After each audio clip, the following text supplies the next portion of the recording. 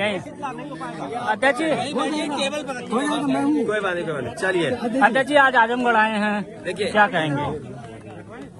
मैं आज इनके पारिवारिक कार्यक्रम में शामिल होने आया हूँ और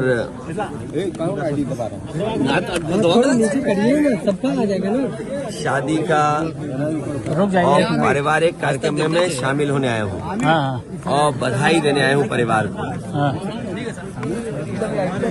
ये इस गांव में कोई पहली बार नहीं आए और आजमगढ़ में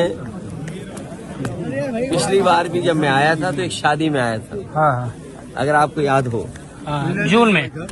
और लगातार समाजवादी पार्टी कार्यक्रम कर रही है और मुझे उम्मीद है कि आने वाले चुनाव में आजमगढ़ से ऐतिहासिक परिणाम आएगा। ऐतिहासिक परिणाम का इंतजार पूरे देश को भी है। उत्तर प्रदेश आने वाले चुनाव में सबसे बड़ी भूमिका निभाने जा रहा है और मुझे उम्मीद है कि जनता निर्णय लेगी और भारतीय जनता पार्टी का सफाया उत्तर प्रदेश से होगा। इसीलिए कई बार इस बात को समाजवादियों ने भी कहा और गठबंधन की तरफ से इस बात को कहा गया कि उत्तर प्रदेश से बीजेपी को हटाने का मतलब है देश से बीजेपी को हटना। 80 हराइए, बीजेपी हटाइए, इस नारे पे समाजवादी लोग लगातार काम कर रहे हैं। 80 को हराने के लिए क्या तैयारी है सर? पीडीए ही एनडीए का मुकाबला करेगा। पीडीए ही मुकाबला करेगा एनडीए का। और जो पिछले वादे किए हैं भारतीय जनता पार्टी ने, किसानों की आय दोगुनी होना, नौजवानों को नौकरी और रोजगार मिल जाना, आज कम से कम इनको बताना चाहिए कि इतने लोगों को नौकरी दी है इन्होंने, इतने लोगों को रोजगार मिल गया है। और आप में से बहुत सारे साथी होंगे, बड़ी बड़ी मैगजीन अगर आप देखें, टीवी अखबार देखें, विज्ञापन तो बड़े बड़े हैं और सदन में सरकार ने कहा कि 40 लाख करोड़ के एमओयू हुए हैं।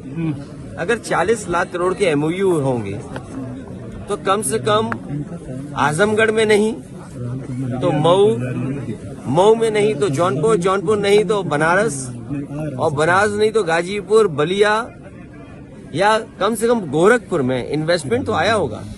40 लाख करोड़ और on the floor of house कहा मुख्यमंत्री जी ने कि 40 लाख करोड़ के एमओयू हुए हैं और उद्योग लगने जा रहे हैं।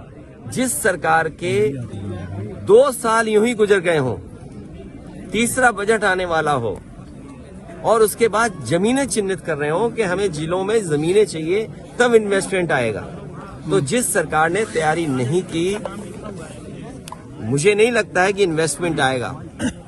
आज बाजार में 70% से ज्यादा कैश फ्लो कर रहा है, पहले से ज्यादा कैश आज मार्केट में है।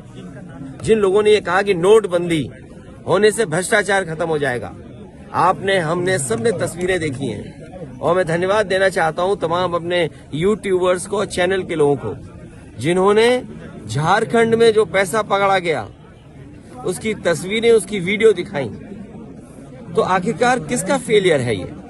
जो सरकार ने नोटबंदी की हो और उसके बाद 300 करोड़ से ज्यादा पैसा निकले। क्या इसी तरह उत्तर प्रदेश में याद कीजिए कि इत्र व्यापारी पे निकला था पैसा और आरोप ये सरकार ने लगाया कि ये समाजवादियों का है। मैं तो बड़ी जिम्मेदारी के साथ आपसे कह रहा हूं कि चुनाव आने वाला है, ये बीजेपी वालों ने जो आरोप लगाए थे, कम से कम उस इत्र व्यापारी से समाजवादियों की मदद तो कराओ। तो आपकी वो पॉलिसी फेल हो गई, किसान का धान नहीं खरीदा गया, घर घर बेरोजगार बैठे, उन्हें कब नौकरी मिलेगी? और फिर जाति जनगणना कब होगी? सामाजिक न्याय बिना जाति जनगणना के संभव नहीं है। कुछ लोग सब कुछ पा रहे हैं। आप बताइए वाइस चांसलर के अपॉइंटमेंट में किसको नौकरी मिल रही है? कौन है लोग वाइस चांसलर? कौन अपॉइंट हो रहे हैं? और वाइस चांसलर जिनको अपॉइंट कर रहे हैं वो कौन लोग अपॉइंट नौकरी पा रहे हैं? उसका सरकार के पास क्या जवाब है? तो जो आंकड़े बता रहे हैं देश के, वो आंकड़े दूसरे तरह के हैं। और हमारे मुख्यमंत्री जी कहते हैं कि $1 ट्रिलियन इकोनॉमी बनाएंगे। अंग्रेजी में तो इसलिए बोलते हैं कि आपको समझ में नहीं आए। जैसे उन्होंने कहा जीरो टॉलरेंस कानून व्यवस्था में इसी गांव के आसपास, इसी विधानसभा के आसपास दूसरी विधानसभा में बताओ एक राज देखिए ईवीएम पर देखिए इधर आपने देखा होगा हर गांव में टीवी या एलईडी वैन चल रही है। हमारे प्रधान दुखी हैं कि उनकी जेब से पैसा लिया जा रहा है। हमारे जनप्रतिनिधि परेशान है कि उनकी जानकारी में नहीं है। चुन गई पार्टी दूसरी, वोट मांगा जा रहा दूसरे का। दुनिया में अगर विकसित भारत बनाना चाहते हैं आप, तो विकसित देशों की आपको कुछ तो चीजें अपनानी पड़ेंगी।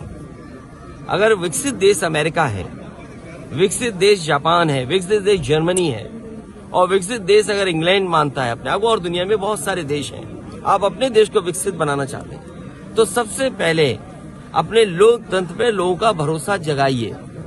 और जो विकसित देश कर रहे हैं, जर्मनी के सबसे बड़े कोर्ट ने यह कहा कि अगर ईवीएम से वोट पड़ेगा तो वो अनकॉन्स्टिट्यूशनल होगा।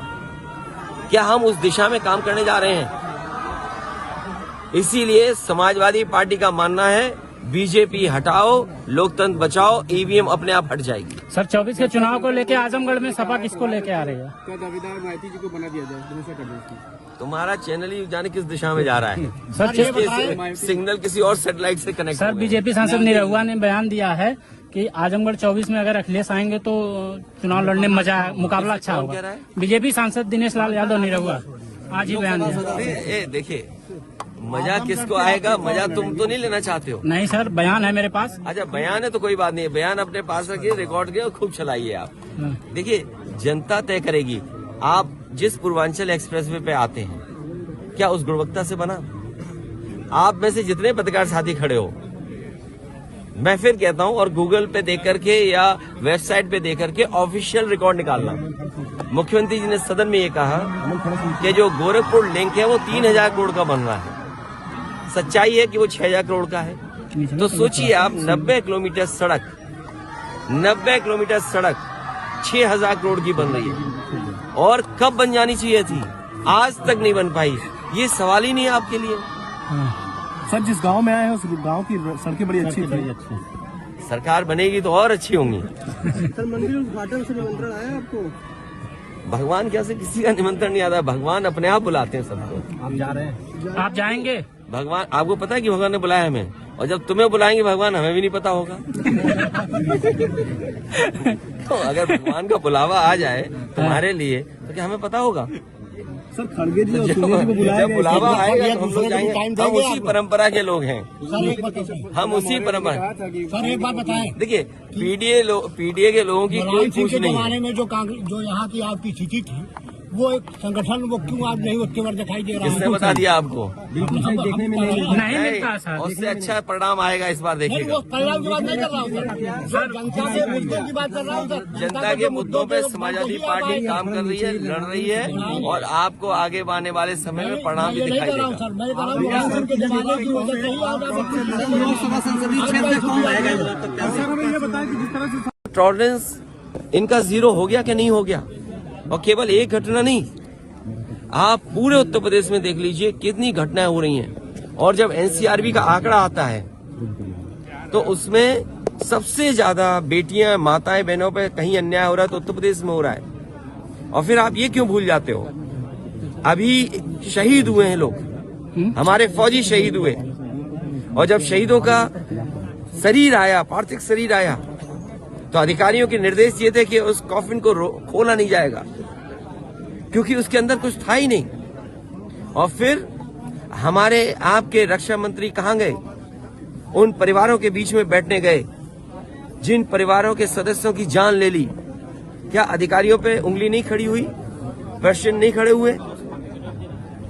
जब से इनकी सरकार आई है, सरकार हमें आंकड़े दिखाए, जनता को बताए कि कितने लोगों की जान गई है, शहीद कितने हो गए।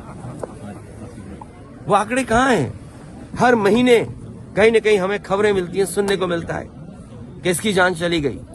और आज अधिकारियों के ऊपर प्रश्न लग गया है कि जिन लोगों की जान गई है वो कौन लोग हैं? निर्दोष थे। और फिर एनसीआरबी का आंकड़ा पलट गया आप, जब से इनकी सरकार आई है 1 लाख किसान आत्महत्या कर चुका है। इन तमाम मुद्दों पर 1 लाख किसान आत्महत्या कर चुका है। तो ये तमाम वो सवाल हैं जो समाजवादी पार्टी लगातार जनता के बीच में ले जा रही है। हम अपने कार्यकर्ताओं के माध्यम से जनता तक पहुंचा रहे हैं। संगठन की बैठक करके आने वाले समय में जो चुनौतियां हैं उनको बता रहे हैं। भारतीय जनता पार्टी आएगी तो आपको वोट डालने का अधिकार भी छिन जाएगा। पत्रकार साथियों, सच बोलना, सच चलाना भी आपके लिए मुश्किल हो जाएगा। अगर आपने सच दिखाया तो आप पे मुकदमा हो जाएगा। सीट शेयरिंग पर इंडिया गठबंधन की